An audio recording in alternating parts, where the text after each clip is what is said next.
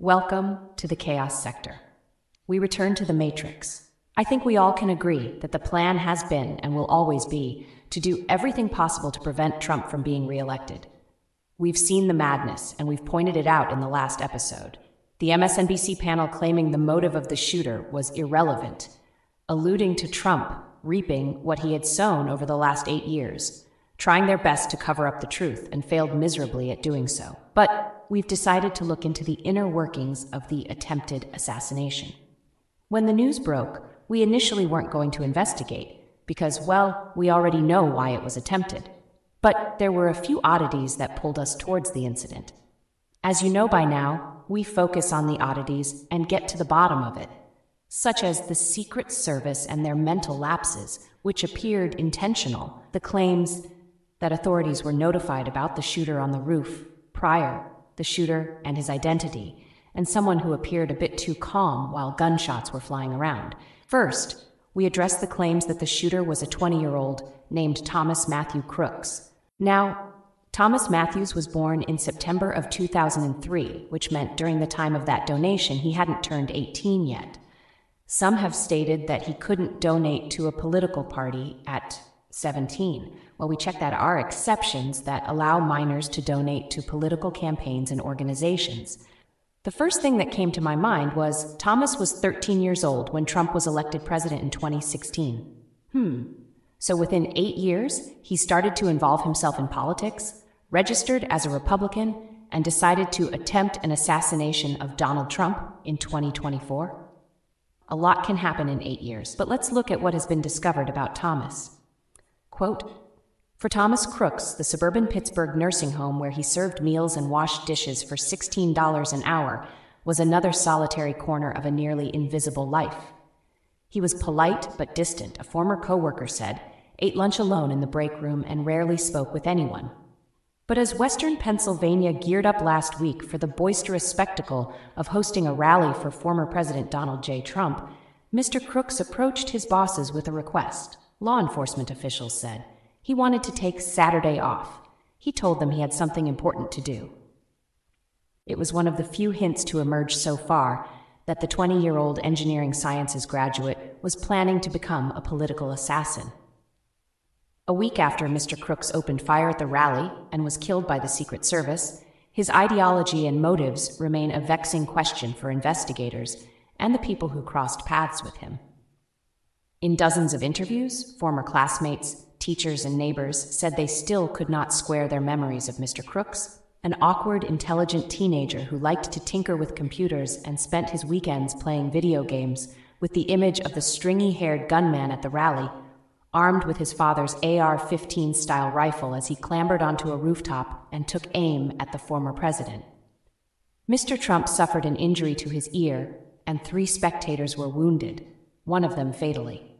Many of the young men who have attacked schools, movie theaters, supermarkets, and churches in recent years, deliberately or unintentionally, hinted at their rage, violent fantasies, or plans well before their attacks, a phenomenon that researchers call leakage. Investigators have uncovered what now could be seen as concerning signs. The gunman's phone showed that he had possibly read news stories about the teenage school shooter who killed 4 students at Oxford High School in Michigan. Mr. Crooks received multiple packages, including several that were marked hazardous material, over the past several months. He looked up major depressive disorder on a cell phone later found at his house. He had also searched a bipartisan roster of political figures, including Mr. Trump, President Biden, and Attorney General Merrick Garland, FBI officials told members of Congress. He also looked up both the dates of Mr. Trump's July 13 rally in Butler, Pennsylvania, as well as the Democratic National Convention in Chicago. And in the latest new detail to emerge, federal law enforcement officials said on Friday that they believe Mr. Crooks flew a small drone over the rally grounds on the day of the shooting in what might have been an attempt to surveil the scene. But investigators have not found any evidence that Mr. Crooks had strong political beliefs or an ideological motivation. Experts who study the histories of gunmen said the emerging picture of Mr. Crooks looked more like a 21st century school shooter than a John Wilkes Booth. Wait a minute, don't you guys find it interesting that of all the shooters who assassinated presidents, They mentioned the one who assassinated a president based on race.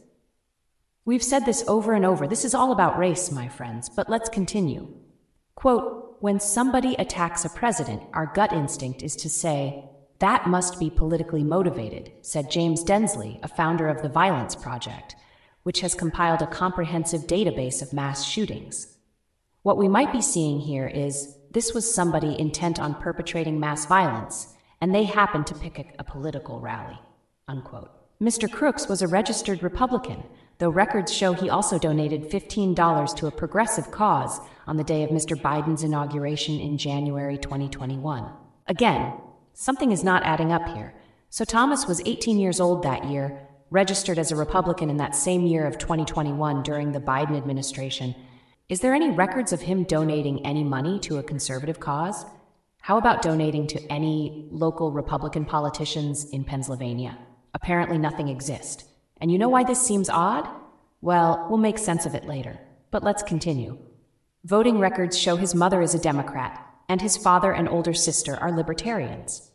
The Trump era has brought tensions to local politics in Bethel Park, a traditionally Republican town that is now almost evenly divided. Mr. Trump beat Mr. Biden there by just 65 votes in 2020. This year, the features of election season are everywhere. Some houses fly Trump flags and "Let's Go Brandon" banners. Others have "Stronger Together" yard signs. MAGA fans in surrounding towns hold flag-waving rallies on highway bridges to provoke liberals. Last Halloween, one resident decorated his lawn with a skeleton pointing a gun at another skeleton wearing a Biden t-shirt. On July 7th, 6 days before the political rally, Mr. Crooks may have cased the site of the planned event. On Friday, the day before the rally, he spent much of the day at the gun range, his parents told investigators. On Saturday, he went to Home Depot at 9:30 a.m. to buy a ladder, purchased 50 rounds of ammunition later in the afternoon, and drove to the rally. In the Hyundai Sonata he drove to the rally, investigators said, he left behind 2 rudimentary explosive devices, several magazines for the rifle he used, a bulletproof vest, and the drone that may have been used earlier in the day. Unquote. Now, we'll stop right here for a moment and address some of this. The article goes on and on about his backstory, but nothing really grabbed our attention, so we'll stop here. The first thing that stands out in this article is his parents were aware that he was at the gun range the day before, yet apparently they didn't have any knowledge or concern of the 2 rudimentary explosive devices, several magazines for his father's rifle purchased at Home Depot, the ladder he also purchased, a bulletproof vest, and a freaking drone. Later in the article, it states that the FBI visited the home, and the parents appeared to be working from home since the pandemic. So, a house full of family members, and nobody seemed to care about all of the doomsday purchases he brought to the house? He couldn't hide that stuff from the family. Somebody would see it. So are we to believe that he purchased all of these items, and his parents had no knowledge of it? Of course not, which then paints this wacky scenario. The door's open. Come in. Hey son, what you got there? Oh, nothing, just a bulletproof vest. Never know when you'll need it, right, Dad? Yeah, it's a jungle out here. I see you have some explosive devices as well. Preparing for the zombie apocalypse? Yeah, you never know. Might wake up and there's zombies banging at our door. You know, gotta stay 10 steps ahead. That's my son. What about the ladder? What's that for? Oh, you know, in case the zombie apocalypse happens, we need to be prepared to be in an elevated position, you know, to snipe all of the zombies from above. You've thought this through, haven't you? That's awesome. I see you have 50 rounds of ammo as well. I'm assuming those bullets have the zombies' names on them, right? Oh, yeah, of course. I have one bullet named Ronald Mump. Who is that? Oh, it's nobody. Just an old man at the grocery store I got into it with. It's just, you know, probably an old grumpy guy anyways. So you got yourself a drone as well, I see. How you're going to use that in the apocalypse.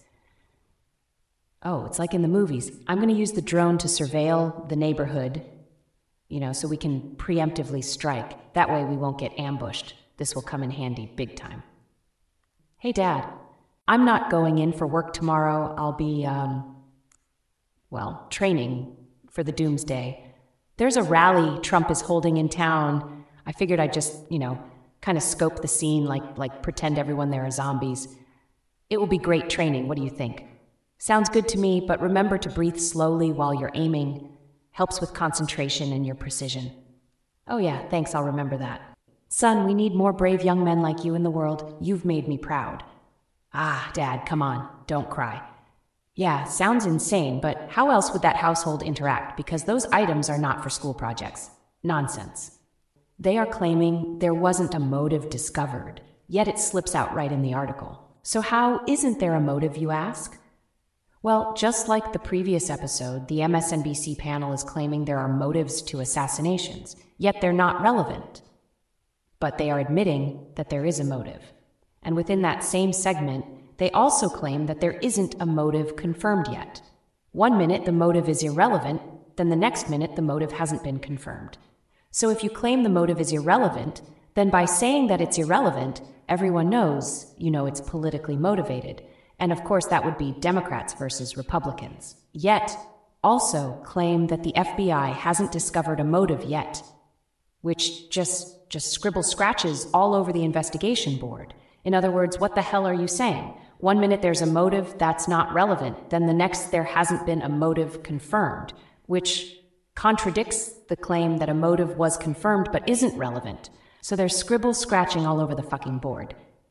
You see? Yeah, I know the insanity is at an all-time high at this point, but let's go back over that segment in this article. Quote, he also looked up both the dates of Mr. Trump's July 13 rally in Butler, Pennsylvania, as well as the Democratic National Convention in Chicago, unquote. If he was searching for the rallies that would be held in his state, doesn't this mean he intended on assassinating Donald Trump specifically? Trump was holding a rally on the 13th, right?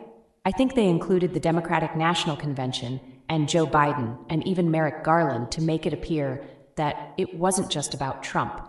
They try to push the narrative it was a case of a loner who wanted to commit another mass shooting. Let's go back over that segment. Quote, when somebody attacks a president, our gut instinct is to say, that must be politically motivated, said James Densley, a founder of the Violence Project, which has compiled a comprehensive database of mass shootings. What we might be seeing here is this was somebody intent on perpetrating mass violence, and they happened to pick a political rally, unquote. Now, if all of the details indicate that this was politically motivated, as Thomas researched the dates of the political rallies, and it was planned specifically for that rally with one of the most influential politicians in the world, wouldn't you conclude it was politically motivated? Well, if you're trying to deflect from that because it proves that Democrats had to be involved in that attempt, you'd introduce another reason for the shooting to make it appear to be another mass shooting. Yeah, nobody would believe that, buddy. The timing is too coincidental to just be a mass shooting. Just stop with the deflection, okay? This was a specific attack towards a specific person for political reasons. And because it was a specific attack towards a specific person for political reasons, their background has to be associated with some political ideology. And see, that's where they're hiding the truth. This is why nobody wants to acknowledge it was politically motivated, but at the same time make sure that they point out that he was a registered Republican. You're walking with two left shoes here, might want to fix that problem. And then there's another problem that arose, which is perhaps more concerning: the use of another person's identity and placing their political affiliations onto Thomas Matthews. Yeah, we mentioned this, so let's dig into it. Many have speculated that the individual registered as a Republican and who had donated $15 to Act Blue was actually a 69-year-old man, also named, get this, Thomas Crooks. Okay, now we know speculations can be debunked, discredited, but who is more likely to be a registered Republican and who is more likely to donate to a political party? A 69-year-old man from Pennsylvania or a 20-year-old fresh out of high school who also lived in Pennsylvania?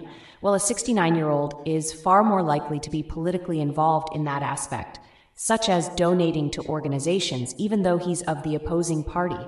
After all, the same concept would apply with the 20-year-old, right? But let's examine the receipt of the donation made. Now, this is the receipt of the donation dated on January 20 of 2021, of course, for the inauguration of Old Joe. We see the donation for $15 to Act Blue. We see the mailing address, city, state, and zip code. Interesting enough, under employer and occupation, it says unemployed. Now the donor is listed as unemployed. There are exceptions, especially in small towns and villages, where the youth are engaged in their communities more, such as local support for their mayors, governors, and such. But at the time of the donation, Thomas Matthews hadn't turned 18 yet, and not too many 17-year-olds, generally speaking, scrape up a few bucks to donate to a political organization. Not saying it's impossible, but not likely. For that matter, not too many young adults are donating to political campaigns and organizations. But a 69-year-old, who is of course retired or unemployed, has no problem donating $15 for a political cause. Off logic, it appears to be a 69-year-old Thomas Crooks who was the Republican they speak of. But let's dig deeper to come to the most logical conclusion. We checked People Finder for both individuals in the state of Pennsylvania. First, we searched for the 20-year-old in Bethel Park. This is the village that the 20-year-old Crooks resided in, right? Well, in People Finder, there is no one by that name in Bethel Park. In addition, the 69-year-old Crooks is listed to have resided in Pittsburgh and Cranberry Township, Pennsylvania. Many may say, oh, you know those people's search websites are not accurate. Ah, yes. But here's the thing. The same 69-year-old Thomas Crooks, which many claim is the donor, is listed here. Scrolling further down, there is Thomas Crooks from Altoona, Pennsylvania, also known as Matthew Crooks, who is listed as deceased. Interesting. Thomas Matthew Crooks was the alleged shooter, and we have a Thomas Crooks from Pennsylvania who is deceased, who also was known as Matthew Crooks. I sense some fuckery going on. I'll tell you how that person more than likely came about. Like we've assumed, the registration as a Republican and donation is associated with older individuals more than younger individuals. Senior citizens are often engaged in this manner, where they donate money to political campaigns and organizations, from small amounts to larger amounts. Younger individuals don't have enough experience and commitment politically to invest their money this way. That's just the facts, you know.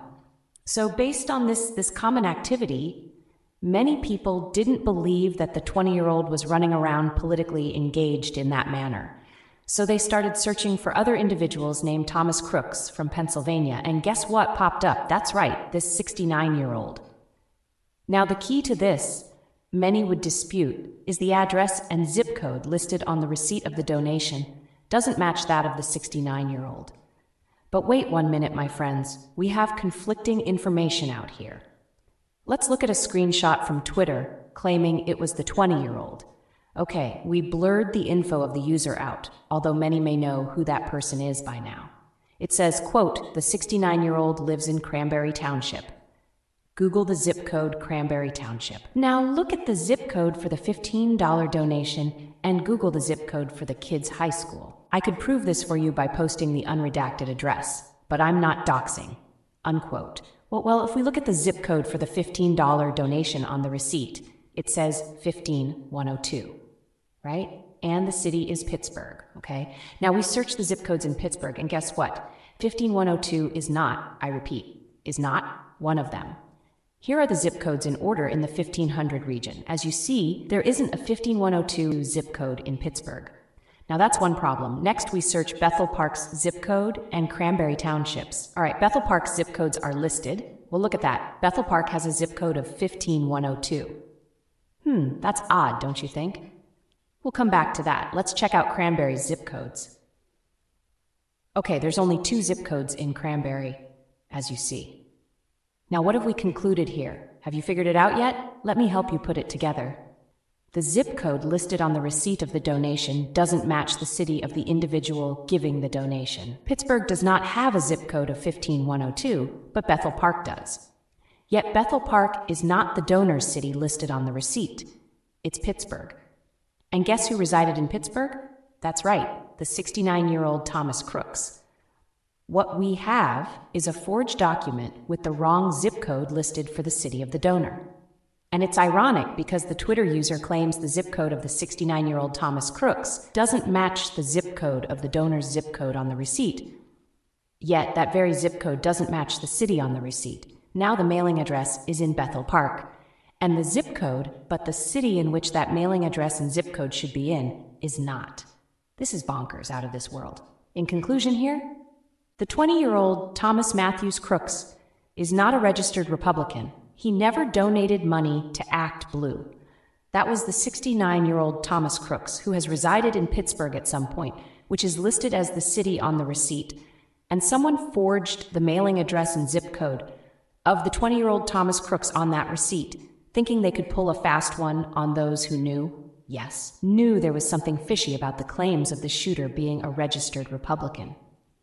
Now, the even more wackier issue here is this very receipt, which we downloaded, is from fec.gov, meaning this is an official Federal Election Committee document. Oh no, do you realize that the Federal Election Committee forged a document with the wrong city of the donor? Now, why would they do such a thing, you ask? I think it's obvious. Because claiming it was a Republican who attempted to assassinate Donald Trump neutralizes everything. At least that's what they thought would happen. It's political warfare right now, my friends, and one side is doing some very, very sinister shit to keep power. Don't think this is outlandish. The federal government will lie under oath, officials lie under oath, the Supreme Court will rule in favor of corruption, rigged elections all over the place. So this fuckery is right up the Federal Election Committee's alley. I mean, if deceased individuals are submitted as votes in elections, how can you know if any of the reported information about the alleged shooter regarding his political affiliation and activity is real? Political corruption knows no bounds, my friends. Now there are reports that the Federal Election Committee made a mistake on the form, entering the wrong municipality for the donor, which is why the information doesn't match. Quite the oddity, that the very municipality entered, that being Pittsburgh, is where the 69-year-old Thomas Crooks resides. Yeah, okay. If he was a registered Democrat, then obviously all hell would break loose, and everyone would put the spotlight on the Democratic Party, and would assume they hired the person to carry out the assassination of their political adversary. So of course, let's say he's a Republican to offset those, quote, conspiracy theories. But they had to use someone else's information, a retired elderly man who is a Republican, who donated some pocket change to Act Blue years ago. And since we didn't see Thomas Matthew Crooks residing in Bethel Park on People Finder, we can assume that's right. There isn't anyone by that name from that town. But guess what? There is a Thomas Matthews Crooks who is listed as deceased, yet he's from Altoona, Pennsylvania. And he was 79 years old at the time of his passing. That 20-year-old plastered all over the place is not named Thomas Matthews Crooks. That young man is still unidentified. I don't care about the reports from mainstream media regarding the, quote, municipality mistakenly listed as Pittsburgh instead of Bethel Park on the receipt. I don't care about the screenshots of his alleged voter registration. Too many conflicting issues stand out that overshadow that so-called evidence. At 17 years old, he donated $15 to Act Blue while he was unemployed based on the receipt. Yet when he was 18 and had registered and at some point obtained employment, he never donated to a campaign or organization. So when he was unemployed, he donated, but when he was employed, no reported donations.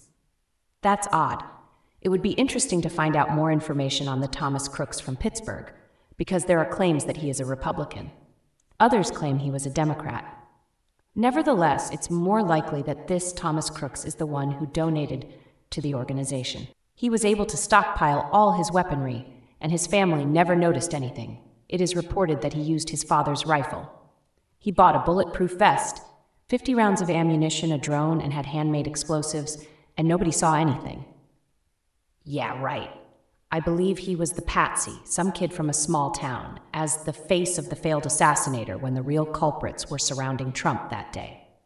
Yep, we're going to get into that, which will justify this episode's analysis. See, the main focus of the shooter is not that he attempted to assassinate Trump, rather that he was registered as a Republican. Every mainstream media outlet makes sure they point that out. And this proves that that alleged fact is used as a smokescreen. We already broke that down. I think all of that has been doctored up, fake documents, fake voter registration info, all to prove that it wasn't a Democratic hit ordered against Trump. Remember, they have been at this since 2016. Democrats have been hell-bent on preventing Trump from getting reelected. So creating a backstory of a patsy being a registered Republican is an attempt to suggest that Republicans are the ones trying to take him out, while Democrats just want democracy. They're crazy, but they're also cunning. Many have even claimed that he wasn't actually the shooter. He was a decoy. We don't know if he's actually dead. He may have been wounded by the same Secret Service that clearly conspired against Trump. Well, there's a bit more digging into this matter. Next, we focus on the lady of the hour, who apparently was casually taking selfies while Trump was dodging bullets. This is the chaos sector.